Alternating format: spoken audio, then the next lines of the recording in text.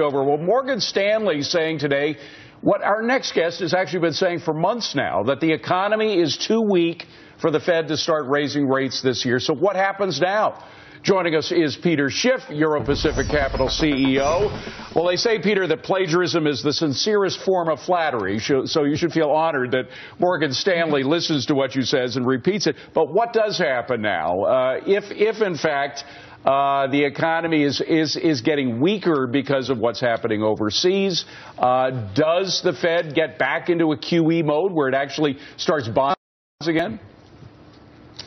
Well, first of all, it's not because of what's happening overseas. That's the excuse. But, you know, the minute the Fed stimulated with quantitative easing, well, but they never run out of them. It's whatever's going on. But the minute the Fed stimulated the economy with quantitative easing and 0% interest rates, they guaranteed that it wouldn't work. Because when you do it, you just create an artificial high.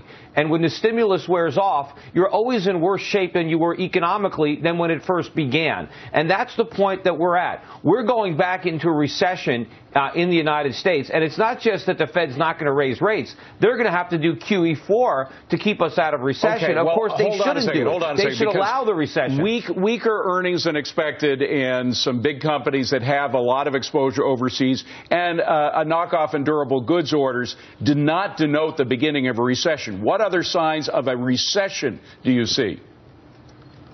Well, first of all the economic data that's come out in the last few months has been pretty weak. Well, you guys, I don't know if you noticed it. The last quarter, we had a very strong GDP number. Yeah, that was the GDP, but I'm talking about all the months since then. That was going to Q3. The numbers for Q4, the months of October, November, December, and now January have been very weak. And why was Q3 so strong? It was because of Obamacare and because of the big inventory build, because people were expecting a big Christmas. Look at the earnings Friday from UPS. They had a big disappointment because holiday sales were not nearly as good as they thought. Meanwhile, they hired a bunch of people in preparation for a Merry Christmas, and they got a bah humbug. And I was saying back then, a lot of the jobs that were created in the third and fourth quarter are going to be lost here in 2015 as businesses realize the recovery that they expected isn't going to materialize. Okay. And I think that's what's going to happen. We'll see what the GDP number is on Friday, but that could be a lot weaker than people expect. Well, if it is a lot weaker, and if over in Europe doesn't improve as a result of what the ECB does, go back to that first question. Will the Fed, will our own central bank get back into the bond buying mode?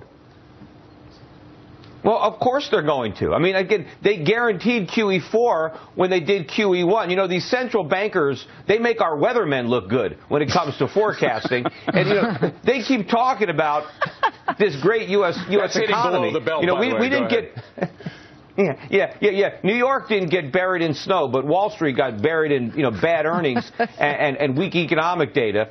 We got 3 feet of it piling up.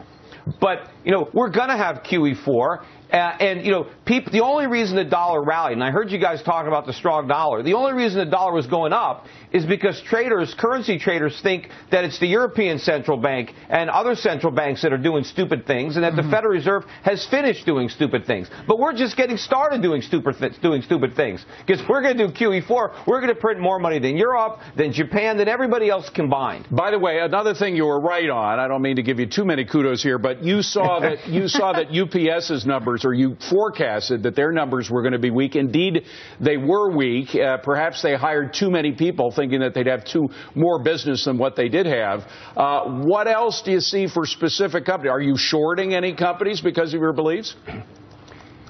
No, I'm not short the U.S. stock market because I do believe ultimately that in nominal terms, U.S. stock prices will still trend up, but in real terms, I expect them to continue to lose value, especially priced in gold. Gold prices didn't do much last year in terms of U.S. dollars. They went up in every other currency, but year to date, gold is the best performing financial asset. Gold stocks are the best performing stocks, and I think that's going to continue for the rest of the year and probably for the rest of the decade. We have to jump, Peter, but very quickly, the GDP numbers on Friday, expect. Well, they're looking for 3.2. I think it's more likely to be closer to 2.2 than 3.2. But we'll see. You know, with Obamacare stuffed in there, you never know. You know, they find a way to jack these things up by, you know, pushing money around. But I think it's much more likely to disappoint than hit the number. Peter Schiff from Euro Pacific Capital. Peter, good to see you. Thank you very much. Hope you dig out okay from all that snow. Yeah.